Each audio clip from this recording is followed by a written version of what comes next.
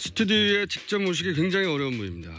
네, 이분은 공직 강제 은퇴 이후 스튜디오에 직접 나와서 인터뷰를 한 건 오늘이 처음으로 알고 있습니다. 이분과 함께 오늘 다룰 이슈는 현재 기준 가장 첨예한 현안이죠.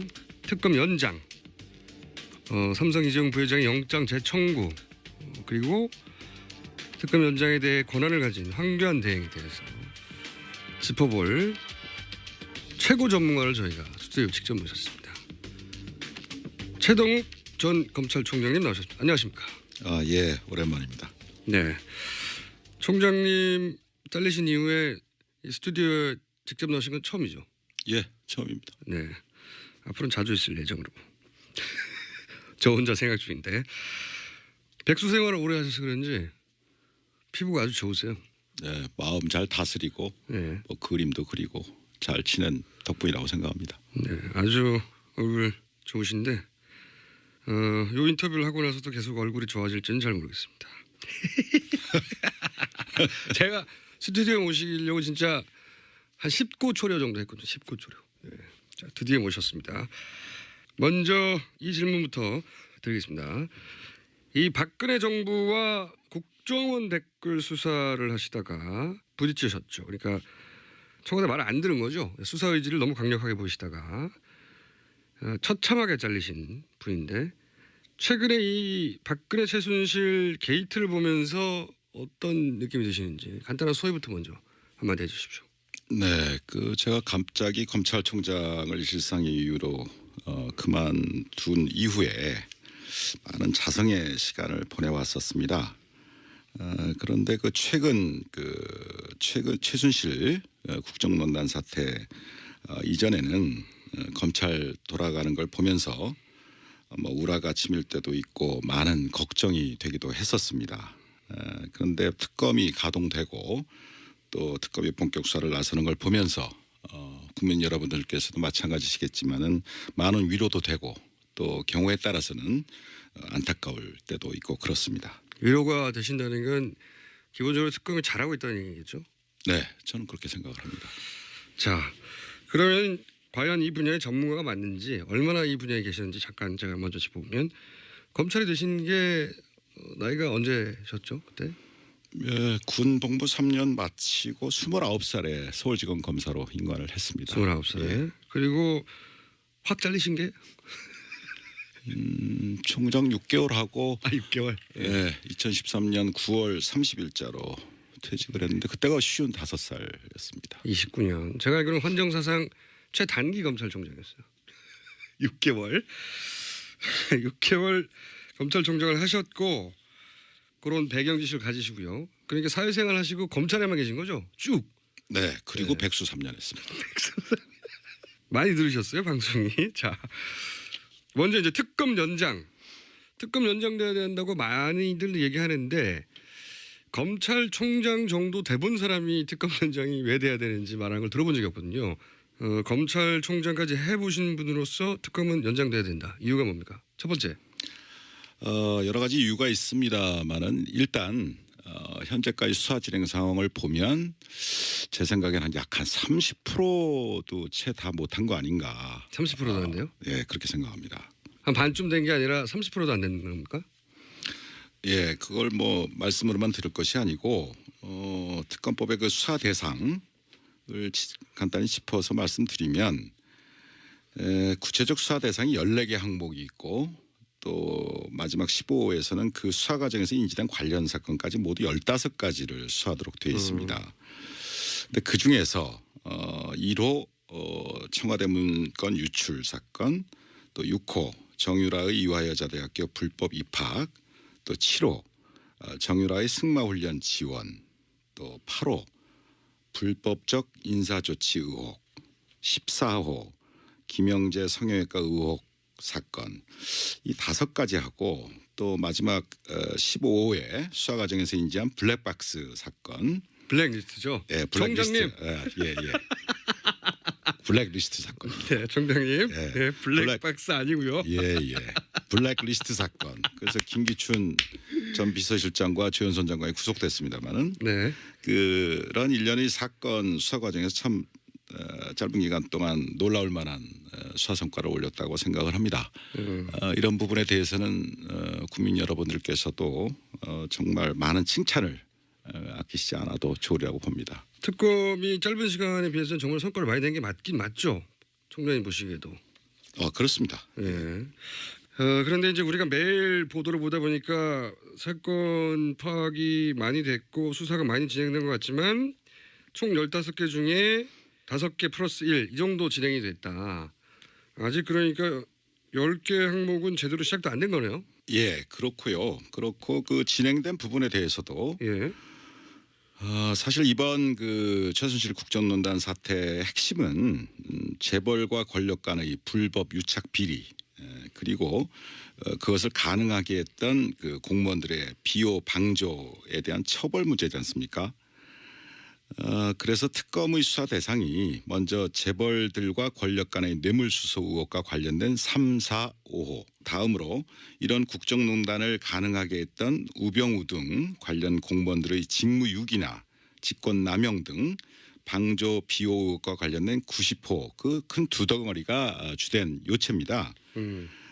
그런데 그 재벌 권력과 재벌 유착과 관련해서는 잘 아시다시피 삼성 이재용 부회장 영장 기각으로 인해서 예. 3주간 또 수사가 많이 딜레이 됐고 나아가서 삼성 이외에도 SK라든가 롯데라든가 CJ라든가 예. 이런 여타 재벌들에 대해서도 많은 뇌물수 의혹이 제기되지 않았습니까? 진도가 딱 막혔어요. 네. 영장 기각되면서. 그런 부분에 대해서는 전혀 지금 수사를 진척할 수 있는 여유가 없었던 것 같고 그 다음에 그 무엇보다도 이러한 국정농단을 가능하게 했던 그 비호 의혹과 관련해서 예.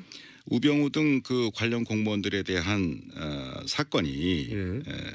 뭐 아직 시작도 안 했고 막 그거는 이제 시작 단계 아닌가 뭐 그렇기 때문에 결국 실질적으로 봐도 30% 이상은 진척됐다고 보기가 어렵다. 그렇군요. 듣고 보니까 그런데 그래서 이 영장 기각이 굉장히 크게 특검의 수사를 방해하는 건데 자 그럼 이제 대형 사건 수사도 하셨고 검찰총장도 하셨고 그런 경험을 총 망라해서 비춰볼 때 이 정도 규모의 복합적인 사건이면 얼마의 인력이 지금은 20명이거든요.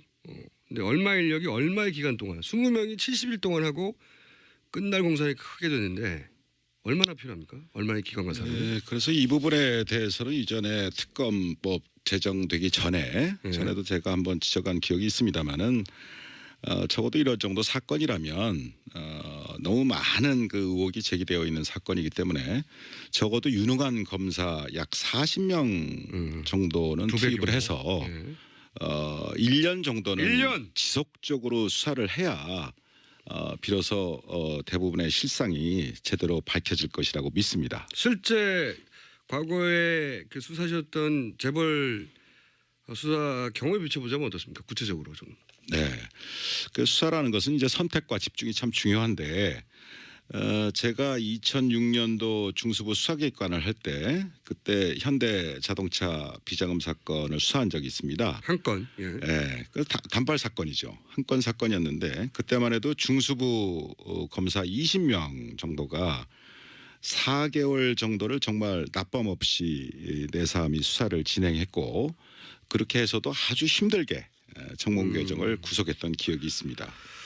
그럼요. 한 건을 4개월 해야 제대로 수사가 되는데 지금 이 정도는 안 된다. 그러니까 총장님 보시기에는 2배로 늘리고 70일, 100일이 아니라 1년을 해야 된다. 이렇게 보시는 거죠. 그렇습니다. 네, 예, 이게 제대로 수사가 되려면. 이게 최고 전문가의 견해입니다. 자, 수사가 아직 30%도 안 됐다. 그게 첫 번째 이유고. 그러면 두 번째 이유는 어떤 게 있습니까? 어차피 뭐 특검법이란 건 한시법이고 제한된 법정 기간 내에만 특검이 수사를 할 수 있는 것인데 지금 70일이 다 돼가고 그 다음에 30일을 만약에 연장이 안 돼서 2월 말까지 특검 수사 활동이 종료가 된다면 예. 이 특검에 수사하고 있었던 이 모든 사건들은 다시 검찰의 손으로 넘어가게 됩니다. 네네. 그런데 이 사건을 먼저 수사했던 현재의 검찰은 예. 재벌과 권력 간의 뇌물수수 혐의에 대해서는 손도 대지 못했었고 직권남용했죠. 직권남용죄로만 기소를 했죠. 예. 또 우병우 등 그 관련 공무원들의 비호 방조 의혹에 대해서는 제대로 수사도 하지 못한 채 특검한테 사건을 전부 이관하는 지금 그런 상황이 되지 않았습니까? 저도 취재를 해보니까 우병우 관련은 텅 비어 있다고 하더라고요. 예. 네. 아예. 예. 그래서 여러 가지 국정원 댓글 사건도 있고 국정원 간접 증거 조작 사건도 있고 여러 가지 사건들이 많이 있었습니다. 예. 또 세월호 예. 사건 수사 제대로 수사가 안 됐던 케이스. 여러 가지 사건들이 제대로 수사가 안 돼서 저도 참 안타깝고 그렇게 바깥에서 바라다 봤습니다마는 그 중에서도 이 최순실 박근혜 국정농단 사태하고 직결된다고 할 수 있는 예. 정윤회 사건이 있지 않습니까? 네네. 그 경우에 다 기억을 하십니다마는 정의대 사건은 찌라시로 그렇죠. 또 국정농단은 아예 없었던 걸로 예. 그렇게 다 검찰에서 수사를 해서 그때 덮어버렸지 않습니까? 국정농단이 아니라 문서 유출 사건이 돼버렸죠. 졸지에 문서 유출 사건으로 예. 사건이 변질이 됐고 예. 국정농단 사태는 다 물밑으로 들어가 버렸죠. 그렇죠. 그래서 그때 당시에 검찰이 제대로 바로 서서 정말 원칙대로 수사를 제대로 하는 척이라도 했다면 예. 대한민국이 과연 이런 지경까지 되었을까? 예. 또 우리 대통령께서도 이렇게 불행한 상황까지 봉착을 하게 됐을까? 탄핵이라는 참 아쉽습니다. 그런데 그 당시에 수사했던 그 검찰 지휘 라인이 어떠했는지 총수께서는 기억을 하십니까? 테스트인가요? 우선 법무부 장관이 황교안, 네. 검찰 지휘권을 가지고 있는, 그리고 총장은 김진태, 중앙지검장이 김수남, 그리고 청와대에는 그 유명한 김기춘, 우병우 이 두 분이 있었죠. 네. 예, 어떻게 저보다도 더 잘 기억을 하고 계신 것 같습니다. 박수 부탁드립니다.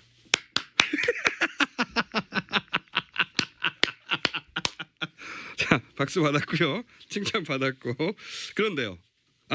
그러니까 김수남 당시 중앙지검장은 이제 검찰총장이 됐고, 당시 황교안 법무장관은 총리가 됐고, 우병우는 민정수석이 그 이후에 되었고, 그러니까 이제 정윤회 사건을 잘 마무리해서 이분들이 승진한 거 아니냐, 이런 얘기인가요? 그것에 대해서는 대통령께서 아실 것이고 여러 가지 이유가 있을 수 있었을 겁니다. 그러나 제 개인적인 판단으로 한 가지 분명한 것은 예. 그분들이 찌라시라는 대통령 가이드라인을 따르지 않고 예. 법과 원칙에 따라서 정윤회 사건을 제대로 수사해서 처리했다면 예. 그 자리에 갈 수 없지 않았을까 그런 생각을 합니다. 없었겠죠. 네. 그러니까 이제 요는 이 사건이 연장이 안 되면 당시 가이드라인을 따랐던 인사들의 손에 다시 사건이 들어간다, 이런 요지네요. 그렇습니다. 그것이 지금 이 특검 연장과 맞물려서 참 중요한 문제입니다. 이번 기회에 제가 제 말씀을 간단히 드리면 종래의 그 동서고금의 법원 중에 에스토펠이라는 법원이 있습니다. 예? 즉 에스토펠? 금반언의 원칙입니다. 아니면 에스토펠도 어려운데 금반원은 더 어려워요. 다 어렵죠. 예. 저도 어려웠었습니다 옛날에. 예, 이게 무슨 말입니까 이게? 그래서 쉽게 말씀드리면 이 금반원의 원칙이라는 것은 네. 이미 표명한 이미 밝힌 자기의 언행에 대해서 모순되는 행위를 스스로 할 수 없다. 뭐 그런 원칙을 말합니다. 아, 자기 한 말을 뒤집을 수 없을 거다 이런 거네요. 우리 표현으로 한다면 뭐 일구이연 등 곤란하다 이런 말이 되겠습니다. 그렇게 하면 될 것을 참. 이 검찰들은 다 아는 표현인가요? 아, 다 알죠. 예, 법조인들은 다 압니다. 법조인들은? 네. 뭐 없을 분들이네. 죄송합니다. 그 어려운 말을 써서. 일구이연이 쉽지 않다. 네, 쉽지 않다. 그러니까 뭐 뇌물수수 얘기했다가 뭐 딴 걸 바꾼다든가 또는 뭐 직권남용했다가 딴 걸 바꾼다든가 이게 안 된다 이런. 그렇죠. 그 지금 검찰은 특검으로 이관하기 전에 이 사건을 뇌물수수가 아니라 직권남용죄로만 의율을 했지 않습니까? 의율이요? 의율? 네. 직권남용죄를 적용했다. 그렇게 의율. 표현하면 좀 의율. 쉽게 이해가 되시겠죠. 의율했지 않습니까? 법을 적용했다. 네, 이것도 검사들은 다 아는 표현입니까? 네, 그거는 일반 국민들도 많이 아십니다. 아니에요. 의율 이런 의율을 법을 적용했다. 이거 네, 법률 조항을 예. 직권남용죄라는 형법상의 처벌 조항을 적용했다. 그거를 의율한다고 그렇습니다. 뭐뭐에 의거하여 법률을 적용하다고요? 그렇죠. 그런 의미입니다. 네. 쉬운 말로 해주세요. 근데 그랬던 검찰이 이 사건을 다시 특검으로부터 다시 이관 받아서 네. 뇌물수수죄로 제대로 수사해서 기소할 수 있겠냐. 자기가 한 말이 있는데 네. 예. 그때는 왜 몰랐냐? 네. 이렇게 말을 할 수가 있겠네요. 불가능한 거죠. 일구이원하는 문제가 되니까. 그 다음에 또 한 가지는 이것 또한 어려운 말입니다. 그 우리 헌법상에 그 자기 부죄 금지의 원칙이라는 것이 있습니다. 그러니까 말하자면 스스로 죄를 부담할 수는 없다. 그래서 여러분들이 아시다시피 묵비권, 뭐 최순실 씨요새 묵비권 자기 죄에 대해서 진술을 거부할 수 있는 거예요. 거부할 수 있는 권리를 준다. 이게 그 원칙. 그게 이제 헌법상의 원칙입니다. 자기 부재 금지 원칙이요? 네네. 그래서 이게 그러면 예를 들어서 법원에 가서 제가 이제 법정에 많이 나가봤지 않습니까? 법원에 가가지고 증인들이 있을 때 제일 먼저 물어본 것 중에 하나가 이 진술과 관련해서 뭐 자기 가족이나 친척한테 불이익을 줄 수 있는 내용이 있느냐 그런 거 거부해도 된다. 일종의 그러한 입장에서 이제 증언 거부권이 보장이 되어 있는 겁니다. 그게 이 원칙에서 출발하는 거네요. 네. 그런데 그래서 결국은 그런 자기 금지 부재 금지 원칙이 있는 것처럼 자기 자신이나 또는 자기 자신이 속한 조직, 기관에 대해서 스스로 수사해서 처벌한다는 것은 현실적으로 기대하기가 참 곤란합니다. 이건 현실적인 문제이기도 하죠. 그러니까 검찰이 만약에 검찰 내부에 지금 사건과 연루된 사람이 있는데 제대로 수사를 할 수 있겠냐? 곤란하다는 거죠. 네. 어려울 거다. 네. 그래서 결국은 공무원의 비호 방조 의혹 수사를 하다 보면 결국 지금의 검찰 지휘 라인과 또 관련 검사들이 수사 대상이 될 가능성도 있지 않겠습니까? 많겠죠. 네. 예를 들어서 최순실 입국했는데 31시간 동안 왜 봐줬어? 뭐 여러 가지가 있죠. 그리고 국정농단 벌어졌을 때 몰랐어. 정윤회 사건 때도 그랬고. 우병우 라인이 누구야? 뭐 이런 질문을 받을 수밖에 없잖아요. 지금. 그렇습니다. 그런데 그걸 자기 손으로 자기가 할 수 있겠냐. 어렵다. 그러니까 결국은 자기의 상사, 동료, 후배를 스스로 수사하게 되는 그러한 참 어려운 그런 상황이 예상이 되는 것이죠. 그래서 이런 경우에 바로 대비해서 특검 제도라는 것이 있는 것이고 아주 쏙쏙 이해가 되고 있어요. 이번에도 특검법을 도입해서 특검이 수사를 하게 된 것도 바로 그런 이유입니다. 수사가 얼마 안 됐다. 30%도 안 됐고 그다음에 진짜 큰 덩어리는 이제 막 시작 단계고 그리고 만약에 연장이 안 된다. 그러면 박근혜 정부 시절에 가이드라인을 따랐던 검찰의 수뇌부에 이 사건이 넘어가고 그리고 그 검찰 내부에 분명 수사 대상도 있을 수 있는데 제대로 자기 식구들을 검찰이 자기 식구들을 제대로 칠 수 있겠냐 이런 거죠. 예. 네. 이해했습니다. 그럼 만약에 특검 연장이 안 될 가능성이 점점 농후해지고 있는데 만약에 정말로 특검 연장이 안 되고 지금 우려하신 대로 넘어갔어요. 그럼 구체적으로 무슨 일이 벌어집니까? 네. 검찰 내부에서. 제가 뭐 한 26년간 검사 생활을 한 입장에서 검찰총장까지 되신 분들의 경험을 못 들어봤거든요. 네. 맨 꼭대기에서 봤을 때 무슨 일이 벌어집니까 이게? 뭐 그런 입장에서 네. 국민 여러분들의 어떤 이해를 돕기 위해서 간단히 좀 말씀을 드려보겠습니다. 네. 잘 아시다시피 그 특검의 지위는 법적으로 독립되어 있지 않습니까? 그렇기 때문에 특검에서 수사하고 있는 그 수사 상황을 대통령과 법무부 장관 그리고 검찰 수뇌부에게 보고하지 않아도 되도록 되어 있습니다. 그게 굉장히 중요한가 보죠. 또는 더 나아가서 보고해서는 안 되도록 되어 있습니다. 그러니까 이게 굉장히 중요하니까 그렇게 했겠죠. 굉장히 중요한 문제죠. 왜 그렇습니까? 수사를 하다 보면 가장 중요한 것은 수사 기밀의 유지입니다. 그렇겠죠. 수사 기밀의 유지고 또 수사 기밀이 유출이 되면 그 수사와 관련된 이해 관련자들이 여러 가지 측면으로 작용을 하게 됩니다. 증거를 조회하거나 인멸하거나 뭐 대답을 준비하거나 또 압력을 넣는다거나 뭐 여러 가지 문제가 있기 때문에 그 부분이 굉장히 중요한 것인데 특검법은 이제 그걸 보장하고 있는 거죠. 독립성을. 그런데 특검 이전의 검찰로 다시 돌아가게 되면 그때그때의 수사 상황이 비호 방조 의혹을 받고 있는 황교안 대행이나 또 김수남 총장에게 보고되겠죠. 당연히.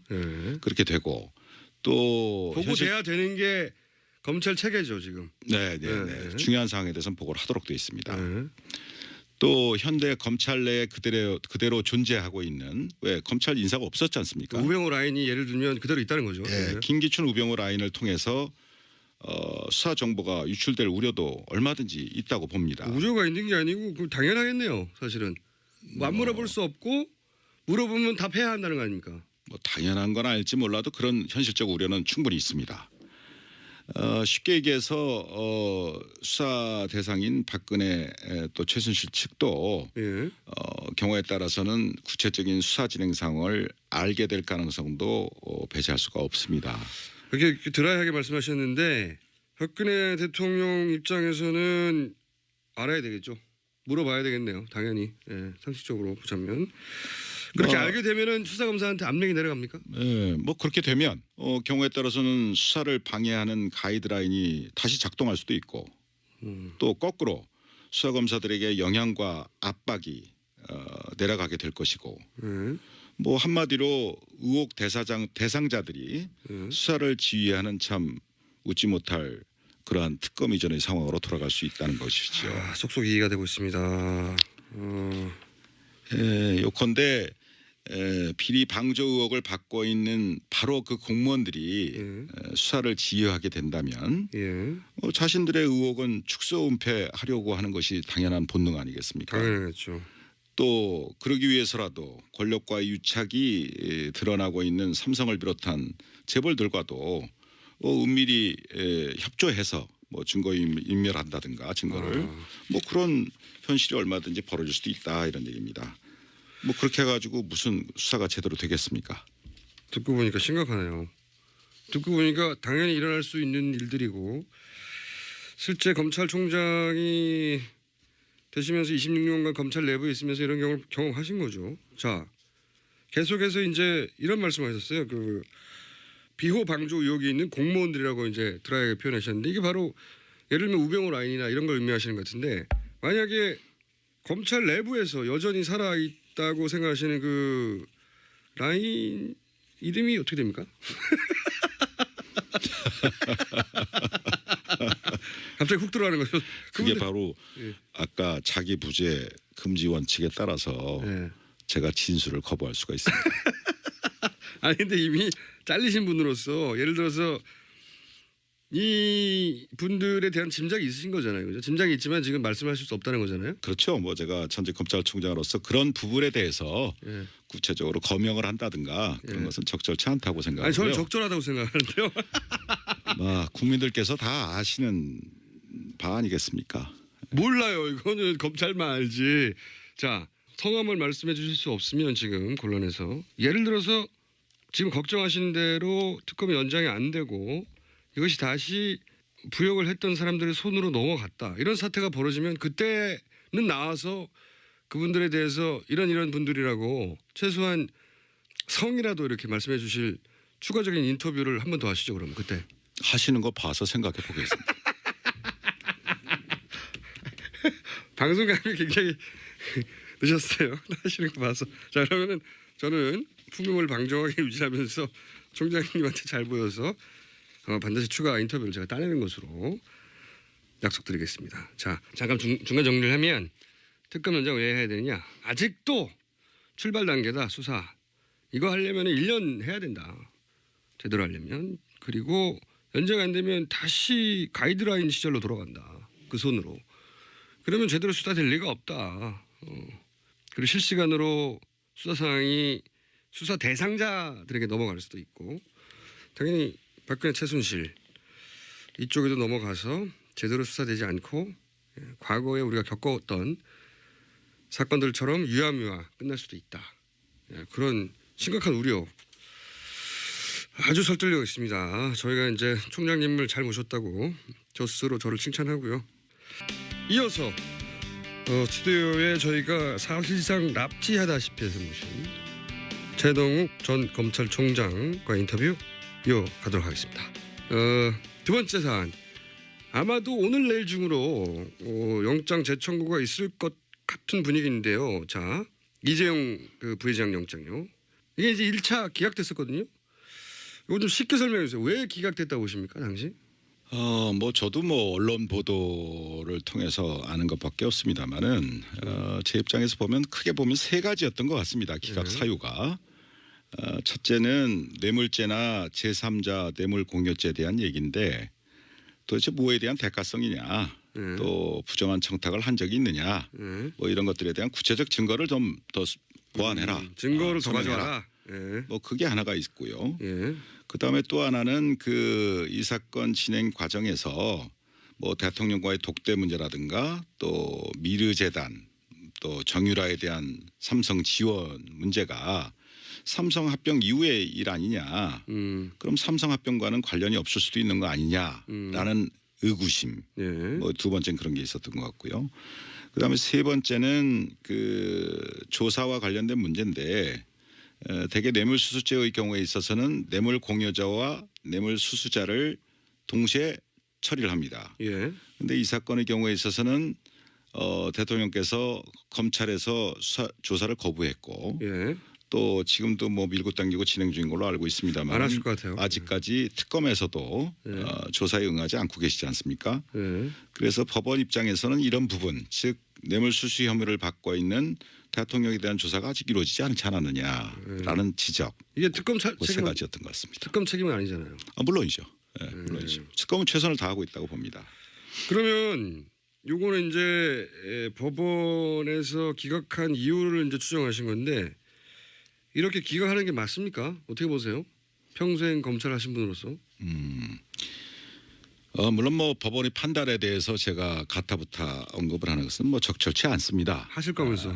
그러나 제 경험에 비추어서 네, 하실 거죠? 비추어서 가타부타. 간단한 제 생각을 말씀드리겠습니다. 네. 자, 가타부타 시작됩니다. 권력과 재벌이 유착된 이런 대형 사건들의 경우에는 통상적으로 장기간에 걸친 치밀한 계획 아래 합법의 가면을 쓰고서 공조직 등의 다양한 채널을 동원해서 입체적으로 이루어지게 됩니다. 이것은 경험상 그렇습니다. 또 더 나아가서 사후에 말하자면 어떤 뇌물수건이 있었는데 네. 사후에 문제가 생겼을 경우에도 그 과정에서 벌어진 개별적인 행위들은 전부 합법적이고 공적이고 하는 그런 탈을 쓰게 됩니다. 그러면서 그 개별적인 하나하나의 행위들에 대해서는 합법적이었다, 공적이었다라고 말하자면 까미플라치를 한다 이런 얘기입니다. 카모플라치. 그런 식으로 그 시스템을 만들어 놓는다 이겁니다. 미리 미리 만들어 놓는다는 얘기입니다. 그러니까 이게 이런 재벌 정도가 우리나라의 최고급 자원들을 총동원해 쓸 수 있는 재벌, 물론이죠. 이런 재벌들이 일으키는 사건 같은 경우에는 개별적 하나하나 사건들은 나중에 문제가 되면 이게 합법이었다라고 말할 핑계를 미리미리 준비해내서 그렇게 짜고 시작한다는 거죠. 다 외형적인 명분을 만들어 놓고 시작을 합니다. 그렇겠죠. 예. 그렇기 때문에 그런 사건을 일상적으로 우리 주변에서 일어나는 소소한 어떤 그런 단순 뇌물 사건의 관점에서 바라다 보게 되면 그 실체에 부합되는 제대로 된 법적 평가나 처벌이 결코 가능하지 않습니다. 불가능합니다. 그러니까 뭐 동네 그 공무원들하고 동네에서 공무원들과 뭐 돈 몇 푼 주고받았든가 이런 사건들처럼 취급하면 안 된다는 거죠, 이거는. 예를 들면 뭐 음주운전 봐줄 테니까 100만 원 줄게. 이런 사건하고 완전히 다르다는 얘기입니다. 완전히 다르다. 네. 그럼 어떻게 해야 되느냐? 이런 복잡다단한 대형 사건들의 경우에는 가장 문제가 되는 것이 결국 대가성과 청탁 유무에 대한 판단인데 예. 그런 것을 판단할 때 예. 1년의 과정, 장기간에 걸쳐 이루어지죠. 1년의 과정 전체를 한 덩어리로 바라보는 포괄적인 관점에서 그 판단이 이루어져야 한다 이런 얘기입니다. 뭐 그래야 비로소 그 실체에 근접한 판단이 가능하게 되고 그렇기 때문에 바로 도입된 것이 포괄적 뇌물수수죄 법리고 포괄적. 뭐 여러 차례에 걸쳐서 우리 대법원에서도 판례로 확립된 입장이기도 합니다. 그러니까 이런 재벌 사건 같은 경우에는 개별 행위는 이미 공무원들이 동원되거나 뭐 하면서 합법적인 틀을 쓰고 있기 때문에 개별 따지면 소용이 없고 전체적으로 볼 때 뭐 지난 2, 3년간 진행된 전체적인 과정을 볼 때 포괄적으로 이것은 뇌물수수로 봐야 하고 그래야 밝혀지는 거기 때문에 대법원도 이미 그렇게 정리해 둔 거라는 거죠. 네, 그걸 뭐 제가 예를 조금 돕기 위해서 말씀드린다면 예. 우주를 바라다 보는데 예. 뭐 무수한 항성들 있지 않습니까? 예. 우주를 바라다 보는데 그 우주를 제대로 보려면 예. 그래서 우주 전체 실체를 그나마 제대로 알으려면 망원경으로 전체를 바라다 봐야 될 거 아닙니까? 그렇죠. 망원경으로. 예. 그런데 거기에다가 돋보기를 갖다 들이대고서 개별적인 장면 하나하나를 따지기 시작하면 예. 우주 전체의 실체라는 것은 접근할 수도 없고 온데간데 없고 오로지 봤더니 저건 달이고 봤더니 저거는 뭐 지구고 이런 식의 어떤 그 자잘한 실체와는 거리가 동떨어진 법적 논쟁만 남게 된다 이런 말입니다. 한마디로 말씀을 드리면 우리가 하늘에 있는 달을 보더라도 돋보기를 들이대고 달을 보려면 그 달이 제대로 보이겠습니까? 망원경으로 봐야지. 이제 그런 의미입니다. 비유 좋은데요. 예. 박수. 그러니까 법원이 논쟁이라고 삼는 부분들이 이 재벌 연관 사건의 기준에 보자면 이런 식으로 하면 안 된다. 이 전체 큰 틀을 봐야 되는데 이런 문제 지적을 하신 거고 아주 설득력 있습니다. 이런 얘기를 역시 검찰총장이 돼야 할 수 있는 건가요? 제가 듣고 싶었던 답변이에요. 이게 그래서 문제다. 그러면 지금 영장을 어쨌든 재청구합니다. 하는 것 같아요. 오늘 내일 그런 분위기예요. 하겠죠. 근데 이번에도 기각되면 어떡하죠? 글쎄요. 그 법원 입장에 대해서는 뭐 미리 예단할 수는 없다고 생각을 합니다. 그러나 제 수사 경험으로 보면 재벌 사건의 경우에는 사건을 파면 팔수록 관련 증거들이 눈덩이처럼 불어나는 게 일반적입니다. 워낙 광범위하게 그렇습니다. 했기 때문에 연루된 게 많고 또 장기간에 걸쳐서 진행이 됐고 연루된 기관도 많고 사람들도 많기 때문에 그런 부분들이 시간이 가서 파면 팔수록 다 튀어나온다는 얘기입니다. 일부지만 네. 그 예를 들면 이번 사건의 경우에도 언론 보도를 보면 안정범 수석의 그 최근 수첩이 네. 39건이 추가로 압수됐다는 거 아니겠습니까? 제가 이걸 종범 실록이라고 부르고 있거든요. 그래요. 약간 비웃을 수 있는 느낌인데요. 말을 잘 만들어내시는 것 같아서. 총장님 여기서 박장대소해 주셔야 되는데 어허허 이렇게 하시면 종범 실록. 예. 또 최근에 금감이나 또 공정위에 대한 압수수색도 있었던 걸로 알고 있는데 아마 그런 과정에서 많은 물적 증거를 추가로 확보를 했을 겁니다. 또 더 나아가서 관련자들을 뭐 누굴 조사했는지 모르겠습니다만 많은 사람들을 추가로 조사했을 것이고 그래서 만약에 이번에 특검이 이재용 부회장에 대한 영장을 재청구한다면 관련 소명 자료에 대해서 충분히 보완이 더 돼서 소명에 자신 있지 않느냐 뭐 그런 걸 의미한다고 봅니다. 근데 기각되면요? 글쎄요. 예. 여기서 김 빠지게 글쎄요가 아니 그러니까 이럴 경우에는 예를 들어서 재벌의 영향력, 법원의 독립성 이런 걸 의심해 봐야 된다 이렇게 대답해 주셔야 되는 거 아닙니까? 글쎄요. 뭐 기각이 될지 안 될지 모릅니다만은 만에 하나 기각이 된다면 그거는 이재용 부회장 본인이나 삼성 그리고 나아가서 국가 경제에도 썩 좋은 영향을 미치라고 생각되지 않습니다. 아니 결과 말고 왜 기각됐냐? 이게 잘리신 마당에 백수신데 이거는 그냥 논평해 주시죠. 만약에 기각됐다. 그럼 뭐라고 봐야 되느냐? 어떻게 생각하는 거를 다 말씀을 드리겠습니까?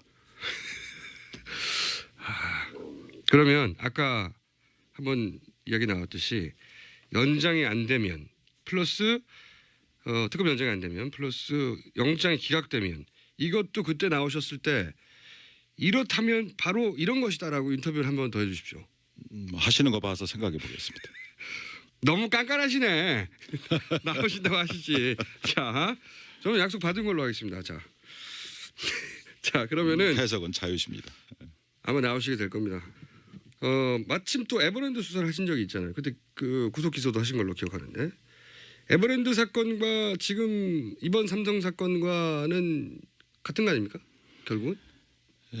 그 당시에 제가 2003년도에 서울지검 특수 2부장을 할 때 에버랜드 사건을 공소시효 임박해서 처리한 적이 있습니다. 물론 그 당시에도 여러 가지 많은 네. 안팎의 어려움이 있었기 때문에 구속 못했습니다. 아, 구속 못하셨어요? 구속 못했고 당시에 에버랜드 사장하고 네. 경영지원본 실장인가 그 임원하고 그 두 분만 기소까지. 공소시효 문제 때문에 네. 공소시효 문제 때문에 일단 분리 기소를 해서 아하. 이건희 등 나머지 주요 공범들에 대한 공소시효를 정지한 적이 있습니다. 그만큼 어렵구나. 상당히 어려운 겁니다. 삼성은 워낙 재벌 상대 수사라는 것이. 근데 뭐 오래된 일이지만 거기에 대해서 한번 제가 이번 그 삼성물산과 제일모직 합병권 관련한 예. 사건과 차이점. 에버랜드 사건의 차이점에 대해서 한번 좀 저 혼자 생각을 좀 해봤습니다. 예. 본질적인 차이가 있습니다. 두 사건에는. 아, 그래요? 네.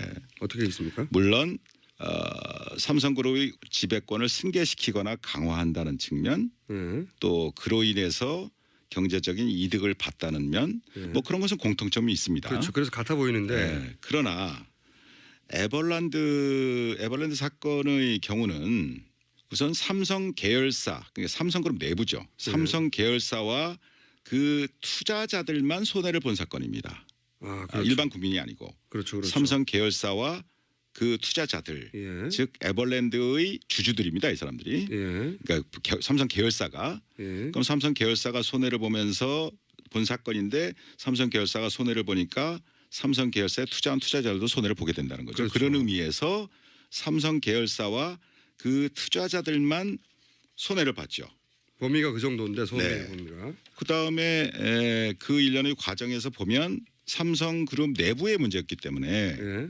삼성 내부 임원들만이 여기에 가담을 했습니다. 또 동원이 됐고. 직접 가져가는 사람들이. 그렇죠. 예. 근데 에버랜드 사건은 그렇다 이겁니다. 근데 이번 사건의 경우를 보면 이 2,100만 명 말이 그렇지 이게 천문학적인 인원 아닙니까? 국민의 반인데 2,100만 명이 넘는 국민연금 가입자 전체가 잠재적인 손해자가 됐단 말입니다. 손해를 봤단 말입니다. 맞죠. 예. 그 다음에 그 수법을 보더라도 단순히 그 삼성그룹 내부의 문제로 해치운 게 아니라 뇌물 공여까지 해가면서 국가기관을 총동원했다 이겁니다. 아, 그게 본질적인 차이가 있어요. 예리한 분석입니다 이거. 그러니까 손해의 범위 또 수법 면에서 두 사건은 굉장한 차이가 있다. 즉 한마디로 손해의 범위는 굉장히 국민 대다수로 광범위해졌고 또 수법 또한 매우 대담해졌다 이겁니다. 그래서 제가 이전에 에버랜드 사건을 수사했던 경험과 이번에 언론 보도를 통해서 쭉 느껴지는 것은 재벌들을 처벌해야 할 때 제대로 처벌하지 않으면 시간이 갈수록 그 폐해는 그 손해는 더욱 커지고 또 그 수법 또한 아주 악질적으로 진화한다 이러는 겁니다. 방법이 굉장히 진화한다 이거예요. 예리한 분석. 법보다도 더 앞서갑니다. 굉장히 예리한 뭐 이런 얘기를 들어본 적이 없어요. 검찰총장이 괜히 되신 게 아니네요. 6개월밖에 안 했지만 완전 설득되고 있습니다. 그렇죠. 더 대담해지고 더 악질적으로 변했어요. 그런데 이번에도 틀림없이 얘기 나올 텐데 이 재벌 총수 구속하면은 국가 경제 악영향이 있다 이러면서 이제 구속하지 말라고 그러잖아요. 이 부분은 직접 재벌 총수를 구속시켜 본 경험이 있는 분으로서 어떻게 생각하십니까? 네, 제가 경험한 바에 의하면 뭐 저는 이제 정몽구 회장을 그때 직접 중수부에서 구속을 한 적이 있고 뭐 최태원, 뭐 김승연 회장 이런 분들은 이제 예하청에서 예.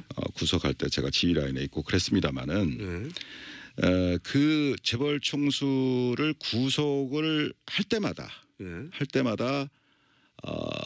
국가경제. 일간지에 전면 광고가 나갑니다. 맞아요. 국가 경제. 예. 그러면서 거기서 국가 경제 얘기가 항상 나오고 네. 그 다음에 우리 총수가 구속이 되면 기업 가치가 하락하고 또 대신료가 추락돼서 예. 그 회사는 물론이고 국가 경제도 어려워진다. 협박이죠, 협박. 예. 뭐 이런 식의 기사와 광고가 횡행합니다. 지금도 삼성 이재용 부회장 얘기할 때 종편에서는 끊임없이 그 논리를 갖다 대요. 그렇습니다. 예. 근데 그런데 지난 경험입니다마는 정몽구, 최태원, 김승연 등 그 재벌 총수가 구속된 이후에 뭐 현대자동차든 SK든 하나그룹이든 기업 가치가 하락하거나 또는 대외 신인도가 추락해서 국가 경제가 더 어려워졌었습니까? 그렇다고 아니죠. 생각하세요? 아니죠. 아닙니다. 그렇죠. 예. 아 이거는 실제 사례를 들어서 반박하면 되는군요. 아하. 그러면 삼성 부회장이 이재용 부회장이 구속됐다. 그러면은 어떤 영향이 있을까요? 국영제? 예, 아까 말씀드린 거와 관련해서 결과적으로는 오히려 해당 기업의 투명성이나 예. 신뢰도를 높이는데 기여했다고 보는 쪽이 일반적인 시각이라고 생각합니다. 좀 더 구체적으로 말씀해 주세요. 그래서 만약에 이번 삼성 부회장 건에 대해서도 예. 제대로 원칙대로 수사가 돼서 처리가 이루어진다면 예.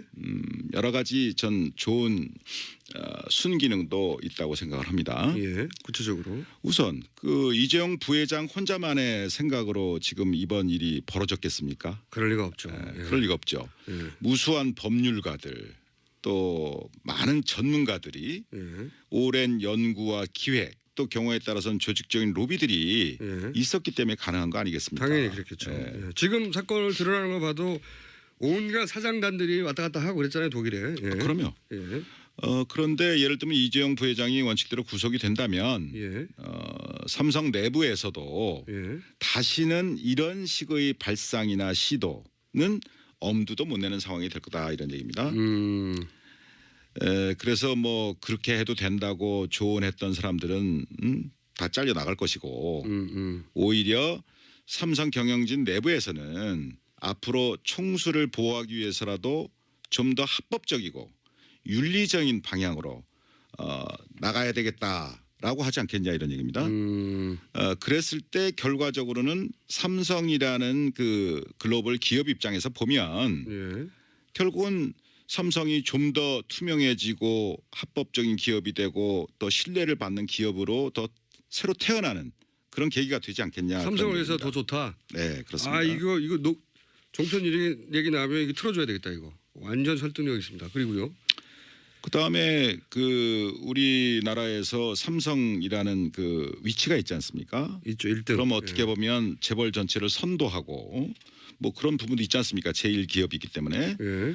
그랬을 때 다른 삼성 이외의 다른 재벌들도 이 삼성그룹의 사건이 어떻게 처리가 되느냐 그런 부분을 굉장히 예의주시하게 되어 있습니다. 그렇죠. 삼성이 안 되면 우리도 뭐 안 되겠네 이렇게 그렇죠. 생각하죠. 예. 그렇죠. 제가 말씀드릴 걸 먼저 말씀하시네. 그래서 이재용 부회장의 구속은 우리나라 재벌들 나머지 재벌들 전체에게도 큰 시그널을 보낸다 이겁니다. 이게 정경유착은 삼성 부회장 한 사람 구속으로 해결될 수도 있겠네요 이게. 제가 볼 땐 그럴 수도 있습니다. 어. 그래서 결국은 거기서 가장 큰 시그널이라는 것은 무엇이냐면은 아무리 경제 권력이 강하다 하더라도 합법 경영을 하지 않으면 예외 없이 총수가 구속될 수 있다. 그렇죠. 라는 시그널을 보낸다는 얘기입니다. 그것만 되면 돼요. 그러면 그것이 바로 무엇이냐. 지금 국민들이 그렇게 갈망하고 있는 예. 재벌 개혁의 출발점이 된다 이런 얘기입니다. 마구 설득되고 있습니다. 총장님이 왜 총장님이 되셨는지 알겠고요. 그리고 왜 잘렸는지도 알겠어요. 잘린 얘기는 안 하셨으면 좋겠습니다. 이런 생각을 하시니까 잘리죠. 자, 이제 마지막 주제입니다. 마지막 주제 황교안 대행이 이제 저는 특검 연장을 안 할 것 같은데 자, 이 부분을 한번 짚어보겠습니다. 안 하겠죠? 만약에 황 대행께서 예. 국민 대다수의 뜻과 달리 예. 연장을 일방적으로 거부해버려서 특검 수사를 중단시킨다면 예. 결국은 이러한 최순실 국정농단 사태에 대한 수사 의지가 예. 없다는 것을 예. 스스로 증명한 거 아니겠습니까? 지금 안 해줄 것 같은데 그 말씀을 좀 제 나름대로 해석을 하면 특검 연장을 안 해주면 수사 의지가 없는 거다. 안 할 것 같은데 안 한다면 이유가 뭘까요? 다 아시다시피 그 황교안 대행 역시 네. 국민 대다수 분들이 이번 국정농단 사태의 공동 책임자 중에 한 사람 아니냐라는 네. 그 의혹을 제기하고 있지 않습니까? 그런 의혹은 이 정부 들어와서 뭐 법무부 장관을 오래 하셨고 네. 또 총리를 계속 하셨고 이젠 대행까지 하고 있고. 그 과정에서 이런 농단 사태가 다 벌어졌지 않습니까? 다 벌어졌어요. 그 말씀은 특검 연장을 안 하면 자기 책임이 드러날까 봐 안 하는 거다?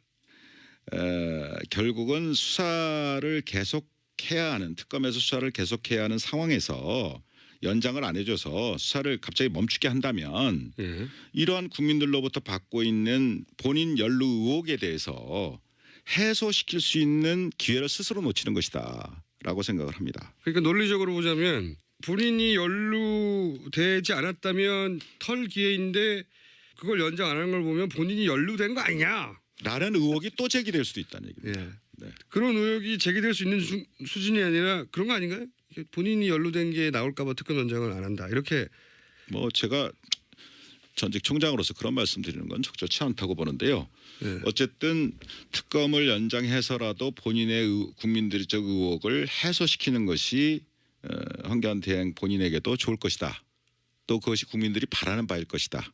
라는 게 제 의견입니다. 이게 살짝 약간만 삐딱하게 보면 이게 협박처럼 들려요. 하는 게 좋을 것이다. 자 그러면은 아까 이야기에 이어서 오늘 이 자리에서 답변 안 하실 것 같으니까 아까 이어서 특검 연장도 안 되고 영장도 기각되고 그리고 황교안 대행이 이제 연장 안 한다는 결론을 내리는 이런 사태가 아마 이달 말이면 판결이 날 텐데 그때 되면 다시 나와서 굉장히 강력하게 말씀해 주실 거죠? 근데 어떻게 매번 저보고 다시 나오라고 이렇게. 아니 오늘 다 얘기 안 하시니까. 근데 다음에 나오시면은 이제 명단 쫙 들고 와가지고 이름 막 부르고 막 그러실 거죠? 그런 이가 있겠습니까? 들어봅시다. 자 다음에 나오시면 다음 한번 예약해놓고 자 마지막으로 이 얘기해야 되겠네요. 황교안 대행 이런 말했어요.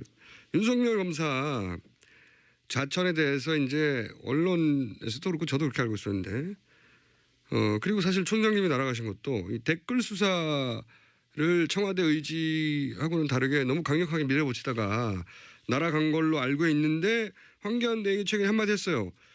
윤석열 검사가 자천된 것은 댓글 수사와는 상관이 없고 종합적으로 볼 때 자질의 문제가 있어서 자천된 거다. 이런 식으로 말했단 말이죠. 여기에 대해서는 당시 댓글 수사를 총지휘하셨던 검찰총장이고 그리고 그로 인해서 자천됐다고 알려진 윤 검사에 대해서 이 황교안 대행의 논평에 대해서 한마디 하셔야 될 것 같은데요.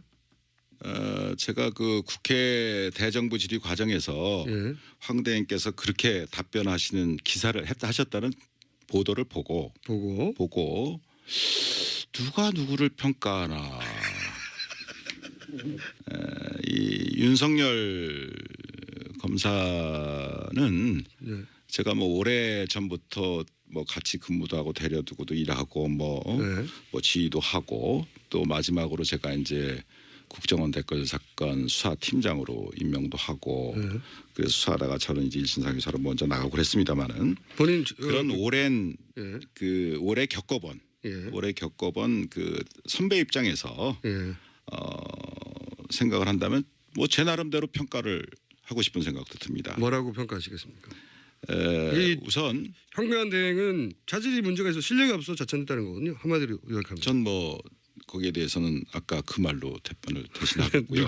누가를 평가하냐? 제 생각으로는 이 윤석열 검사는 지금 뭐 특검팀에서 열심히 뭐 쥐어창창 수사를 하고 있는 것 같은데 아주 치밀하고 해박한 법률 전문가입니다. 법률 이론가예요. 기본적으로. 그 다음에 어떤 법과 원칙에 어긋나는 것 거기에 대해서는 단호히 거부합니다. 오케이. 저한테도 많이 거부했어요.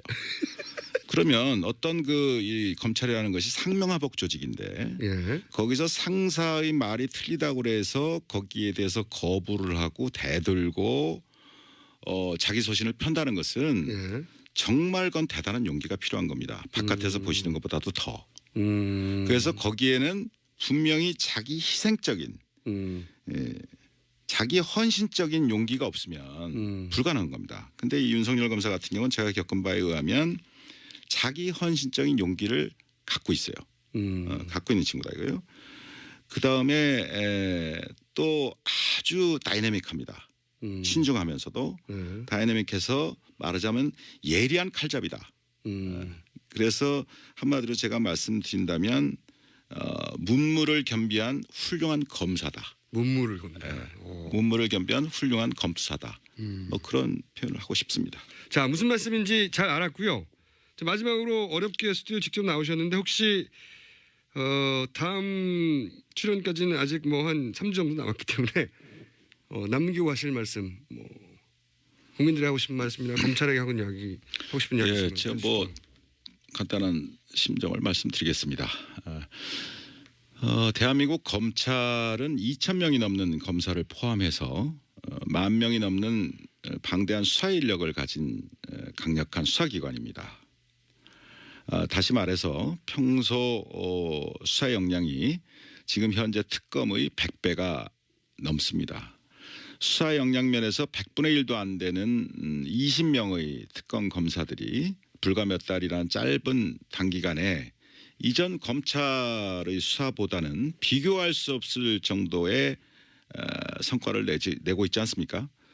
그래서 그러한 그 상황을 바라다 보면서 참 현재의 이 검찰 후배들은 상당히 마음속이 부끄럽고 또 참담한 그런 심정이라고 믿습니다.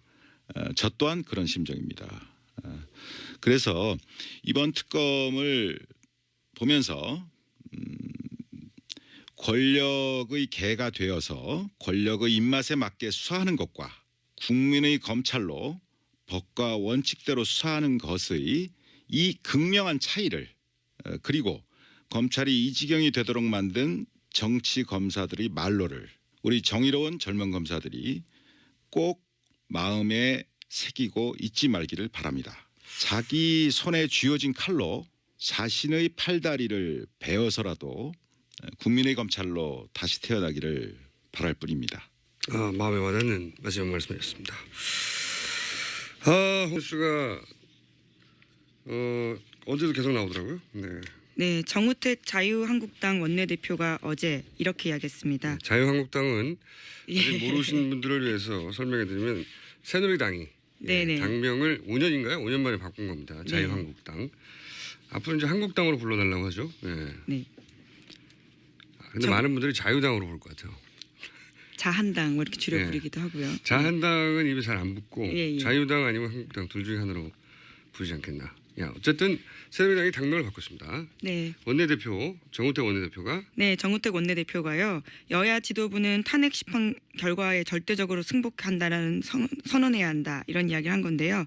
대선 후보를 반헌법 인사로 이것에 승복하지 않을 경우에 해당 대선 후보는 반헌법 인사로 규정해서 후보 자격을 부여하지 말 것을 합의하자. 이렇게 제안했습니다.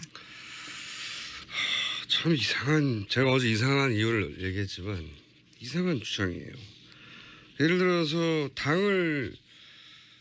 당이 승복하자는 것도 좀 이상하지만 더 나아가서 대선 후보도 반헌법 인사를 규정하자는 거 굉장히 오버스럽거든요.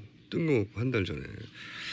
근데 결국은 이제 원내대표가 그 앞에서는 뭐 그러자라고 구두로 자기들끼리 얘기를 했다고. 물론 이게 이제 무슨 성명서를 쓰거나 각 당에 돌아가서 각 당의 입장으로 발표를 하진 않았지만 그 앉은 자리에서 그렇게 하자 얘기가 나왔다는 거죠. 네네. 어제 같이 식사를 하는 자리에서 밥 먹다가 그렇게 합시다. 뭐 이 정도 나왔다는 건데 물론 최종적으로는 어떻게 입장이 정해질지 모르겠는데 저는 이 뉴스가 참 마음에 걸려요. 어제도 얘기했지만 한 번 더 짚자면 갑자기 주시로 만든 다음에 주시라는 생각은 없었는데 주시를 만든 다음에 제가 이제 새누리당을 오랫동안 관찰한 오랜 관찰자로서 전문 관찰자 아니겠습니까? 제가?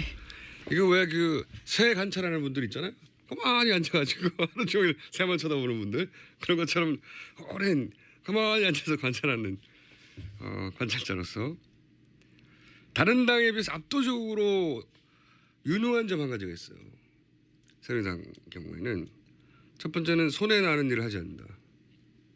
대부분 그러려고 하는데 새누리당은 그 손해 나는 일이라는 게 물론 결과적으로 손해 나는 경우는 있어도 손해 나는 일을 하지 않습니다. 그리고 이게 일사불란하다. 그리고 그 일을 대의 명분으로 포장하는데도 아주 매끈해요. 뛰어난 매끈하다. 이게 옳다 그르다를 말하려고 하는 게 아니라 정치적으로 생존하는데 굉장히 최적화되어 있습니다. 굉장히 생존 능력이 뛰어나다. 정치적으로 그 점에 있어서는 옳다 그르다를 떠나 유능하다. 압도적이다. 예외적인 사건을 본 적이 없어요. 근데 자 논리적으로 한번 따져보자고요. 탄핵 결과를 모두 승복해라. 그리고 안 그러는 대선 후보는 퇴출이다. 이제 이런 주장을 하잖아요.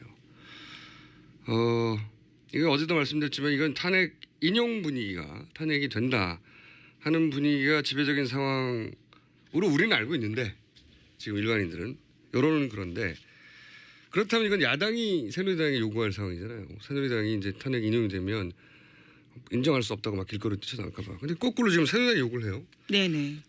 그러면 새누리당이 뭘 걱정해서 이걸 요구하느냐 이걸 따져보자고요.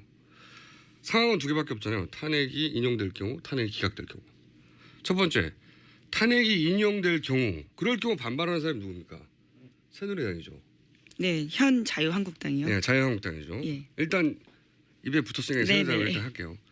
반발할 사람이 새누리당이에요. 그리고 이제 대선 후보도 걱정하니까 새누리당 대선 후보들이 인용을 받아들일 수 없다, 탄핵을 받아들일 수 없다, 길거리에 나서 막 투쟁을 한다 이거죠. 아 낯서네요. 네. 투쟁. 예 예. 근데 새누리가 이 걱정이 되는 거예요. 자기 당 후보들이 길에 못 나서도록 미리 서열을 받아야 되겠다. 이런 생각을 미리 할 거라고 봐요? 새누리당이? 아니 새누리당의 걱정하는 게 뭔지의 관점에서 보자면 인용이 될 경우에는 아이고 자기 당에 소속된 후보들이 막 길에 나가가지고 와 탄핵은 말이 안 된다 이런 얘기를 할까봐 그게 너무 걱정이 돼가지고 다른 당한테 가가지고 그러지 말라고 요구하는 거예요. 이게 말이 됩니까? 앞뒤가 안 맞아요. 자 그럼 두 번째 탄핵이 기각됐을 경우 생각해 봅시다. 새누리당은 좋죠. 하지만 이제 야당들이 반발할 거잖아요. 80%의 국민들도 막 황당해하고 길로 쏟아져 나오고 그리고 막 야권의 대선 후보들도 막 나와요 길에. 그건 걱정이 되죠. 새누리당 입장에서는. 새누리당 입장에서는 원하는 결과지만 후폭 부분이 걱정돼요. 그래서 미리 아무 소리 못하게 야당과 야권 후보들한테 길로 나가면 안 돼. 약속했어. 받아두는 거다. 이건 말이 돼. 논리적으로. 완벽하게. 그럼 새누리가 왜 이걸 걱정하죠 지금? 탄핵이 기각될 거를 미리? 인용될 걸 걱정을 미리. 기각될 걸 걱정한다. 탄핵이 예, 기각된 예. 걸 그렇죠. 걱정. 예, 탄핵이 예. 인용될 거는 걱정할 게 아니라는 거죠. 새누리당 예, 예, 입장에서는. 그 논리적으로 생각해 보세요. 네, 네. 탄핵이 인용됐으면 좋겠다라는 바람을 가지고 원하는 것만 보지 말고 이 행위의 원인이 뭐냐, 그들의 욕망이 뭐고 공포는 뭐냐 논리적으로 생각해 보면 새누리당이 걱정하는 건 탄핵이 기각됐을 때 야권이 뛰쳐나오는 게 걱정되는 거예요. 근데 왜 그걸 지금 걱정하냐고요. 제 의문은 그겁니다. 그래서 저는 우리는 모르는 기각될 가능성이 높다고 하는 새누리당만 아는 정보가 있는 거 아니냐. 그렇지 않고서 이렇게 행동하는 거는 말이 안 되지 않냐. 이게 제 방식의 합리적 추론이에요. 네. 어쨌든 제가 어제 이어서 이야기를 하는 이유는 네네. 매우 이상한 상황이라고 저는 생각하는데 아무도 이상하게 생각을 안 해서 짚어드리고 하는 거고요. 이 사람이 우리 인간이 보고 싶은 것만 보려고 하는 본능이 있잖아요. 그럴 수밖에 없죠. 마음이 편하잖아. 기분 좋고. 내가 뜻하는 대로 다 되겠지. 보고 싶은 것만 보려고 한단 말이죠. 근데 내가 보고 싶은 것만 봐서는 마지막에 내가 원하는 결과가 안 나와요. 보고 싶지 않은 것까지 볼 수 있어야지 내가 실제로 원하는 결과가 나오는 거거든요. 제가 보기엔 지금 그런 상황이에요. 그러니까 설마 아닐 거야. 왜냐하면 그럼 마음 불편하잖아요. 예, 짜증나고. 하지만 이게 그렇게 원하는 결과를 얻으려면 지금 만약에 그런 기각 시도 미리 알았다는 건 뭐가 있겠죠. 예. 예, 지난주 탄핵 관련된 토론회에서 네. 김경재 자유총연맹 회장이 네네. 그런 이야기 했다고 소개해드렸죠. 네, 뭔가 있는 예. 거예요. 뭔가 있는데 우리는 모르는. 그게 뭔지는 모르겠어요. 여하간 그런 시도가 얼마나 이 엄청나게 반역사적인 시도인지 알려야겠다고 다짐하고 촛불에도 한 번 더 들고 그렇게 생각해야 되는 게 맞는 겁니다. 보고 싶지 않은 부분까지 보고. 저는 그렇게 생각해요. 세상에 공짜는 없는 거거든요. 굉장히 이상한 뉴스입니다. 저는. 제가 최근 몇 달 동안 본 것 중에 제일 이상한 뉴스예요. 자, 다음 뉴스는요. 네, 삼성 관련된 뉴스입니다. 특검이 삼성이 정유라 씨에게 살시도와 비타나 등 명말을 사준 사실이 국내 언론을 통해 드러나자 새로운 말로 갈아타는 이른바 말세탁을 한 걸로 보고 있다라는 JTBC 보도인데요. 특검은 삼성이 말세탁. 예. 네. 이 말을 처분했다고 밝혔지만 매각 대금이 전혀 들어오지 않았다라는 점에 주목하고 있다고 합니다. 아유 주시 뉴스네요. 갑자기 뭐 진도도 안 나왔는데 주시 뉴스가 이렇게 막 쏟아지고 이게 왜 주시 뉴스냐면은 물론 이제 그 비밀 계약서를 확보했다는 거 아닙니까? 예, 그 또 후속 보도 하나 더 말씀드리면요. 네. SBS는 관련돼서요. 위장 거래로 명마두피를 사줬다라는 비밀 계약서를 확보했다라고 또 밝혔습니다. 네. JTBC는 새로운 명말을 삼성이 사줘서 말세탁을 했다. 왜냐하면 그 전에 이름 뭐였죠? 비타나하고 비타나 V요. 예. 살시도인가요? 예. 말 두 마리가 있었는데 이게 이제 이게 초기죠. 소위 게이트 초기. 네네. 예, 게이트 초기에 이런 말들 이름 나오고 하니까 삼성이 이제 다른 말을 몰래 사줘서 말세탁을 했다라고 JTBC는 보도했고 SBS는 비밀 계약서 그 말을 사준 비밀 계약서를 확보했다. 이게 네. 이제 삼성 이재용 부회장 영장 신청에 이제 추가 보강되는 증거물이겠죠. 예. 조만간 영장 재청구가 될 것 같은데. 그런데 저는 해석이 좀 다릅니다. 네, 뭐 비밀 계약서가 확보됐다는 건 굉장히 결정적인 뉴스이긴 한데 이게 말세탁이라고 보기에는 삼성 입장에서 굉장히 위험한 거래요. 왜 그러냐면 이미 최순실 게이트의 초기였거든요. 네네. 물론 그때까지만 해도 말까지는 안 가고 재단 얘기하고 있었죠. 예, 지난해 10월요. 예, 하지만 이 사태가 어디까지 번질지 모르는데 또 다른 말 계약을 한다. 더군다나 초기 계약은 최순실 씨 이름으로 말을 준 게 아니었어요. 네, 삼성 소유였죠. 그때는 초반에는 이 나중에 문제가 될지 모르니 말 소유는 삼성으로 해두고 사실상 무제한으로 써서 사실상의 소유권을 주는 것과 마찬가지다 이런 계약을 했잖아요. 근데 최순실 씨가 초반에 이 말이 삼성전자 소유라고 나온다고 해가지고 말 패스포트라는 게 있대요. 그죠? 네네. 네. 그때 화를 냈었다는 보도가 짧게 있었죠. 네, 올해 초에 동아일보가 그런 보도하면서요. 네. 최순실 씨가 이재용 부회장 이름을 이재룡이라고 주로 발음한답니다. 그래서 이재룡이 VIP 만날 때 말 사준다고 했는데 왜 빌려주냐 이렇게 화를 냈다라는 빌려주냐, 겁니다. 그 짧게 한 분 단신으로 재밌는 뉴스로 나오고 예, 나는데 저는 이게 핵심이라고 봐요.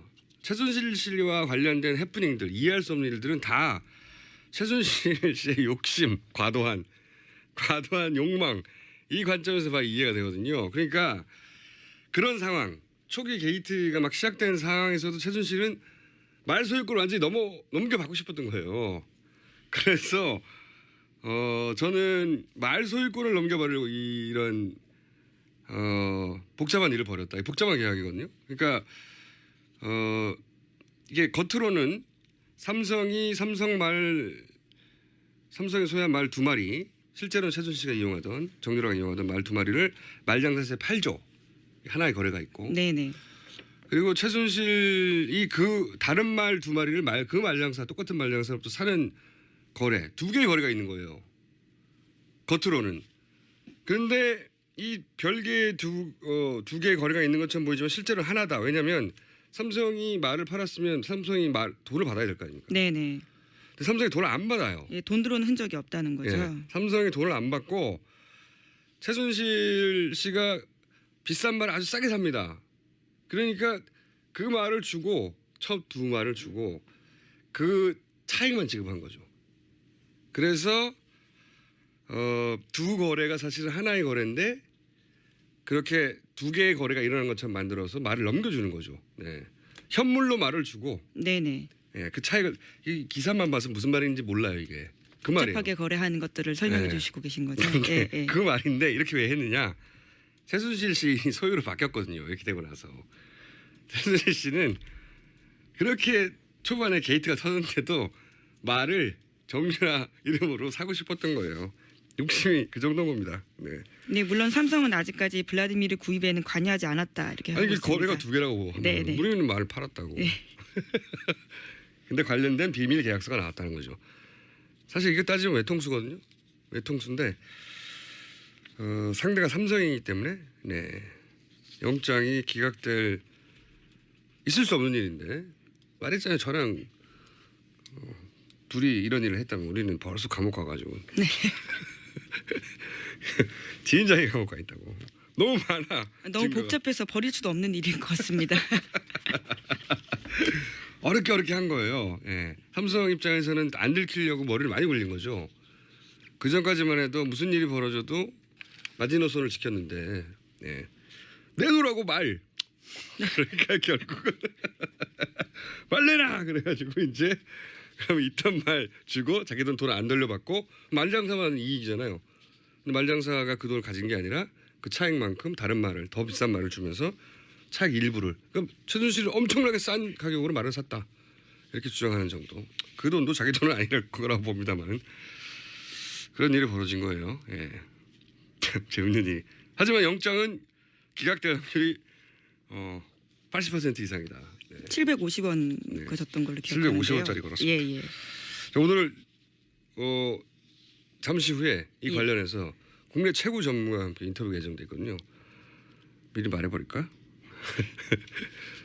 잠시 후에 저희가 최동욱 전 검찰총장을 모시고 요거 삼성 영장 어떻게 되는지 특검 연장 어떻게 되는지 스튜디오를 모시고 이야기 들어보기로 했습니다. 궁금하네요. 네, 어렵게 오셨어요. 어찌나 안 나오시려고 그러는지. 납치였어요 제가. 자 다음 뉴스는요. 네, 계속해서 삼성 관련 뉴스인데요. 공정위가 2015년 10월 달에 삼성 합병 이후에 순환 출자가 강화되자 삼성 SDI가 보유한 삼성물산 주식을 매각해야 되는 상황이었는데 그것을 절반으로 줄여줬다라는 것은 이미 보도해 드렸습니다. 관련해서 최상목 당시 청와대 경제수석 금융비서관이 공정위에다가 연락을 했다라는 거고요.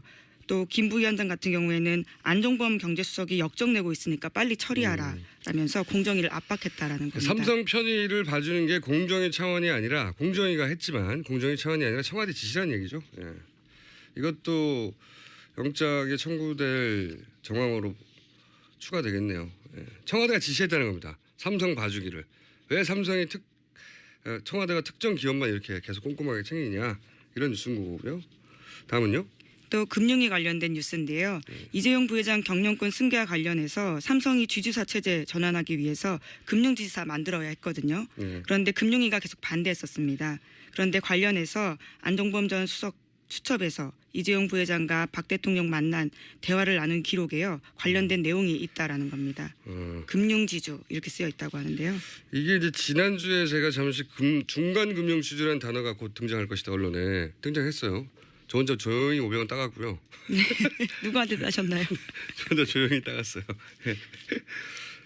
중간 금융지주를 한번 검색해 보시면 최근에 언론에 막 등장할 겁니다. 제가 이거 등장하기 전에 미리 얘기했던 사안이고 이게 금산분리 때문에 그렇다고 그랬잖아요. 네.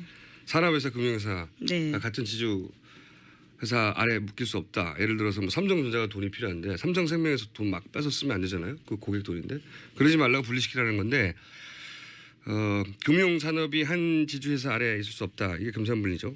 이걸 해결하기 위해서 이제 지난주에는 중간금융지주라는 편법, 이상한 편법 해결하는 시도가 있을 수 있다. 그거는 시도로 확인했어요. 이미 언론에 나오기 시작했고. 근데 이제 이건 뭐냐면 이 뉴스는 또 다른 대안이 뭐냐면 삼성생명이 있잖아요. 네네. 그러니까 소위 금융회사란 말이죠. 이걸 분리하는 겁니다. 어떻게 분리하냐? 투자회사, 사업회사로.